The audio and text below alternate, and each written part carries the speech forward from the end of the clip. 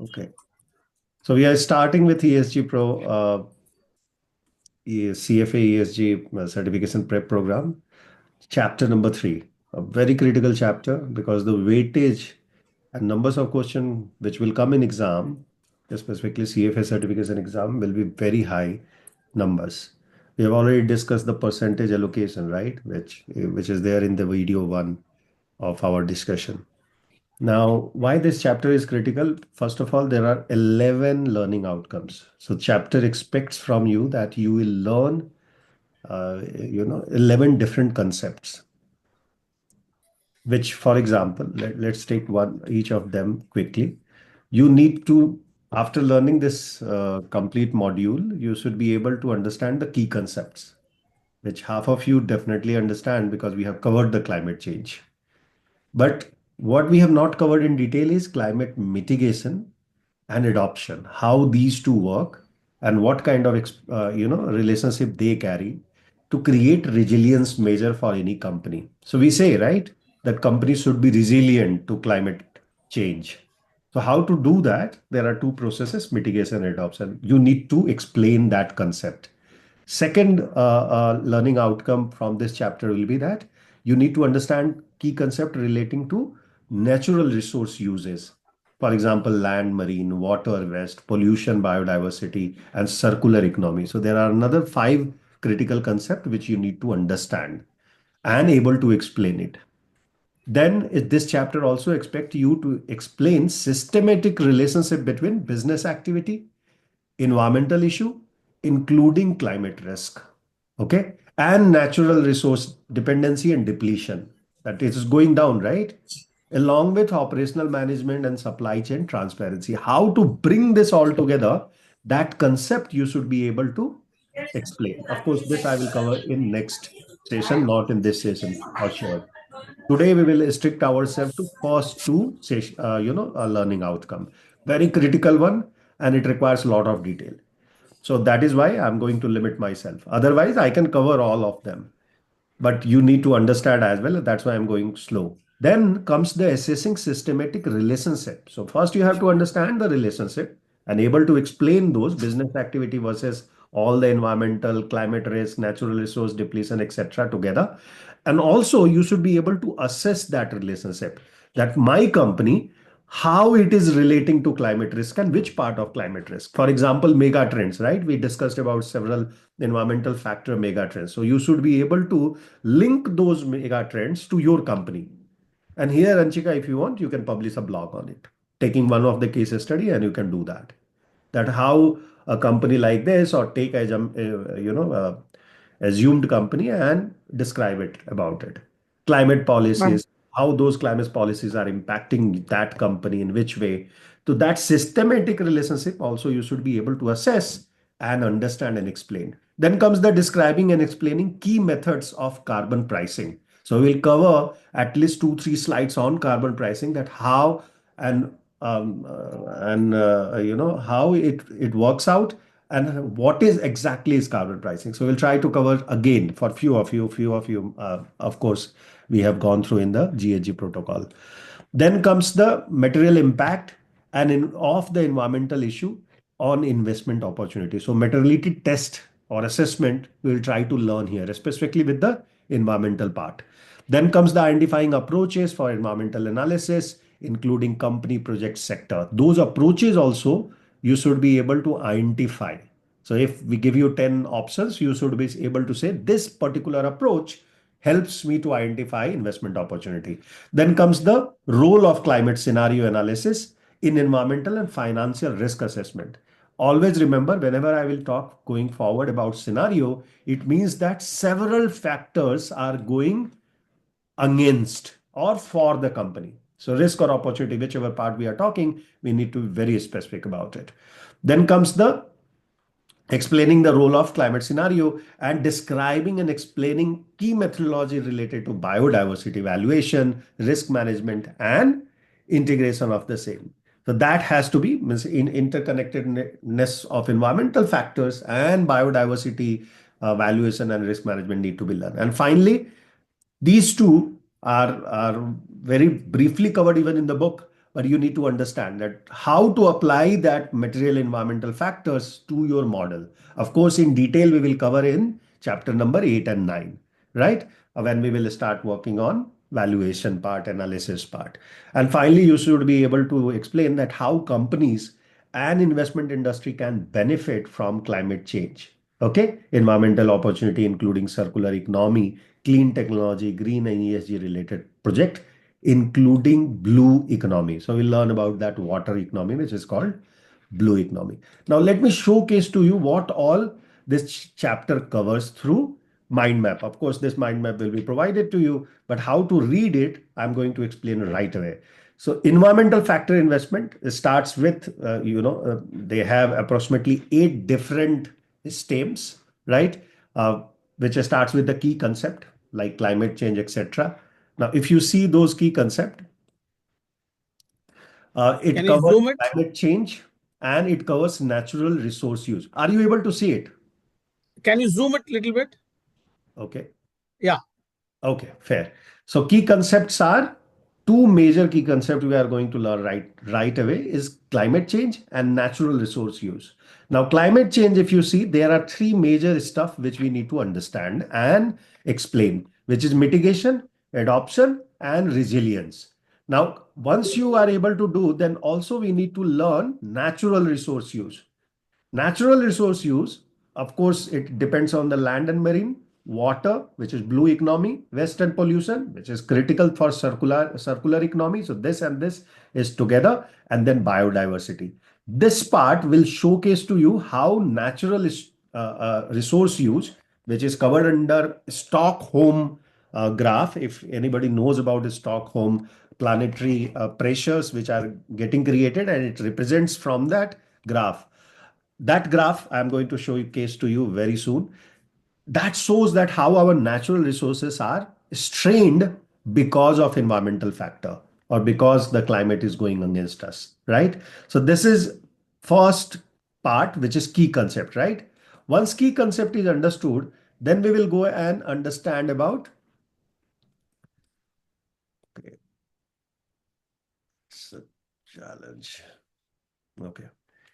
Then we will go and learn about systemic relationship, right? Where you have to also know assessing it, not only identifying and explaining it, but how to assess those impact in your company, like megatrend, etc. We just talked about. So if we are talking about those systemic relationship between environmental factor and a business, specifically we are talking about business here, business activity and environmental relation issues relationship we have to first understand. Now, issues are climate risk, right? Climate risk, which comes from the financial, also gets inbuilt into your financial system. So that's the first part. Now, if you remember, if you have attended our 3-day program, of course, you are aware about that climate risk goes through physical transition and one more we have discussed there. Three different type of risk we have discussed, right? Physical risk, transition risk, and one more risk. Anybody remember that risk? If not, refer those videos once more. Yeah. Anyway, we are going to cover in the second session. So that is a critical part of understanding your relationship, that systemic relationship between business and environmental issue. Second, of course, as you have understood, that key concept mein natural resource depletion is also a task, right? So the relationship between natural resource depletion and business need to be understood well. For example, supply and operational resource management, how that works, because most of the carbon emission happens in supply chain, correct? Operation is your focus because STPI, everything talks about is scope 1 and 2. So operational is also important. And then you have a resource management, which talks about natural resource depletion, that we do not deplete certain idea or certain stuff. Even though I'm a wood manufacturing company like IKEA, but I will make sure that I plant enough tree back so that I can get a credit. How many of you remember IKEA case study, which we did in GHG accounting? Anybody? At least, do you remember we did it? Yeah, we did it. Yeah, we did it. Correct. And they are able to achieve their 50% of the targets Definitely. already, right? And in India also, they are right now, even local sourcing, they do up to 30% and they are going for 50%. And that's the news currently. So And this he is the spoke of part. recycling also, no, in that. Absolutely. Remember it well, Jaishankar ji. So that, Jaishankar ji, that is the critical part of natural resource depletion stoppage. Okay. So that relationship we need to understand through transparency and traceability, which company provides in order to get a proper feedback. Second part in understanding systemic relationship, we will be talking about mega trend and drivers, which starts with environmental factor mega trends, environmental and climate policies, which are also influencing, world, along with international agreement and convention. Again, we have covered this in GHG protocol, GHG, discussions, GHG accounting discussion. Why? Because there we have covered how many protocols? Anybody remember any protocol which we have covered in GHG accounting program? We have covered Kyoto, right? Kyoto Kyoto, protocol. yeah. We have covered Paris Agreement. We have Paris covered Agreement. Glasgow, right? Yeah. These were the critical agreement and And conventions or Baku. conference of, sorry? Baku, sir. Baku 29, COP 29, Conference of Party, even 2029, 20, COP 29 and year 2024 event we have covered there to understand how that particular Article 6, which has been ratified in Baku, impacts the carbon accounting, right? For specifically for unavoidable emissions. Now, coming back to our discussion, mega trend and driver, we will also learn about other policy initiative like NDCs. You remember NDCs? Nationally determined contributions. So we'll cover Yes. that. As well as we also need to know that how just transition align with investment criteria. Clear? So these are the critical activity which we will try to cover into our business activity relationship with the environmental issue, where we will learn mega trends and we will learn the natural depletion, natural asset depletions as well. Then comes material impact. Now, as we have already talked about it, material impact through environmental factors lens, that how, which kind of material topics are critical for my business in terms of identifying investment opportunity, in terms of finding corporate and project finance for my project, looking for public finance initiative and integrating my project to that. If you are in road development, if your company is in road development, right, then you can also look for public finance initiative and how you can capture those opportunity like JICA. That's Rajni ji, right? That's how it works. Infrastructure project, you look for the public finance instead of the private finance or corporate finance, isn't it? That's a normal way of business. So that also we look into, and then we go and think about how I can manage my assets so that material topic are addressed. Clear? That's another discussion which we will be doing. Apart from that, of course, we will be doing climate scenario analysis, which covers another 9 different points, which starts with role and what is the role in understanding role of understanding the risk coming from climate side, and if they all of them come together, how it works out. I don't know how many of you know Indian actor story. A very famous actor has gone bankrupt. When he went for Amitabh Bachchan. Amitabh Bachchan. Amitabh Bachchan, ABCL, right? When ABCL went for bankruptcy, it was not a one phenomena in isolation. Actually, his whole career went for toss at that point in time. His movies were not working. His looks and characters were not appreciated. People were asking him to take older, Suryavansham was that movie just before happened. Of course, it was a game changer as well, but it was very late. It got a success. And that is a scenario. His life at that point in time is a scenario analysis that ABCL went for 90 crores of debt, where he has a creditor. Sir ABCL से पहले था कि खुदा गवाह के बाद उसने एक तरह से करियर रिटायरमेंट अनाउंस करके यूएस की सिटीजनशिप लेकर चला गया था. ये लोग नहीं याद करते. लोग उसको बोलने लगे थे ना कि आप अब यंग रोल नहीं कर सकते हो, और वो यस रिपीट पे यस रिपीट मार यस रहे थे. रिपीट पे यस. रिपीट मार रहे थे. So that is how it works, that when one thing goes bad, everything goes back together. So his career went for complete toss at that point in time, but his courage and patience brought him back, right? Similarly, it happens with the climate as well. So one event might be looks like in isolation right now for US, that okay, I'm a tyrant, I'm a this, I'm that. Yeah, and then I go and do a small fight with another small country president and put it in public media or let it be in public media, that kind of fiasco. And then suddenly you will see Europeans are bashing them. Anyway, they were looking for that opportunity because one of the neighboring country president has to resign because of this scenario, right? Justin Trudeau has resigned. And of course, I'm talking about one event in isolation. My point here is that scenario analysis works in association with lot of events coming together, and that you need to understand how it works out. Physical and transition risk, what risks are identified as a physical risk, what risks are identified as a transition risk. Now whoever has attended our 3-day foundation program in ESG investing and sustainable finance, they are aware about it.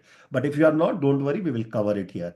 And then we will also learn that how you should do scenario process analysis process. What is that process? So it covers, there is a governance mechanism on basis of which you should do scenario analysis. Materiality assessment, of course, you have to do here as well. Then you need to identify those kind of scenario which are going to impact you. And we will try to cover, if time permits today as well, I will showcase to you in different contexts, but how scenario analysis works. And then we will look into business impact evaluation, that how that scenario impact your business, then potential responses and documentation and disclosure, right? This we will be covering into climate scenario, climate scenario analysis. Okay, today Presley is also there. So okay, now last part, no, this is the second last part. There is another side, another three are also there. So applying material environmental factor also we will learn. This is at the end. Of course, we will try to touch base here because detail is going to come in chapter number 7, 8, and 9, where you will apply all those material environmental factor as a driver to your financial model, to your ratio analysis, to your risk assessment, or to your company project sector country or market level analysis. This will be happening at the end of the session. Before that, of course, we will look into the carbon pricing, where we will look into the methods of carbon pricing. We will understand those which are the acceptable ones. And of course, a lot of you are more than aware about, COP29 and Baku, etc. So you know more updated stuff, but book covers up to 2023. So we'll cover up to that point in time what carbon pricing methodologies are applicable for CFA ESG certification. Okay, we will limit our knowledge there. And emission trajectories. So these are the two things. Trajectories are scope 1, 2, 3, or organization level or operational level. You all remember those boundaries, right? Organization boundary and operational boundary. Then comes, we will be talking, once the carbon pricing is finished, we will be talking about environmental analysis approaches. Okay, where we will go into looking, of course, you will look first on the country level, that how country environmental factors are impacting your company's environmental factors. Then we will go into sector level. Then we will go into project level or company level or market level. First will market level, then company level, and then project level. So there is a pyramid. You have to be, say, either bottom up analysis or top down analysis. These are the two methodology, but methodology on the top remains is country, and then you have coming down sector, then market, then company, and then the project if you are identifying new projects. That's how the environmental analysis will happen. And finally, we will also look, actually, we will try to cover today itself, if time permits, is nature and biodiversity. Why we should be careful about it? There are two different schemes. One is the Task Force for Nature Related Financial Disclosure, TNFD. It is equivalent to TCFD of finance. So for finance, we take TCFD, and all other natural related companies follow TNFD. And TNFD is now getting ingrained in CSRD, you name it, all fundamental reporting standards are considering this. So TNFD framework, we will quickly look into it, what exactly it talks about, assessing nature, biodiversity framework, and financial risk transmission discussion. So these are the three discussion which we will be doing in nature and biodiversity. Of course, we will end up with different assessment tool which are available at your disposal.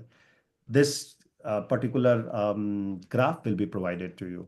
This particular mind map will be provided to you. Let's go back now and to our presentation.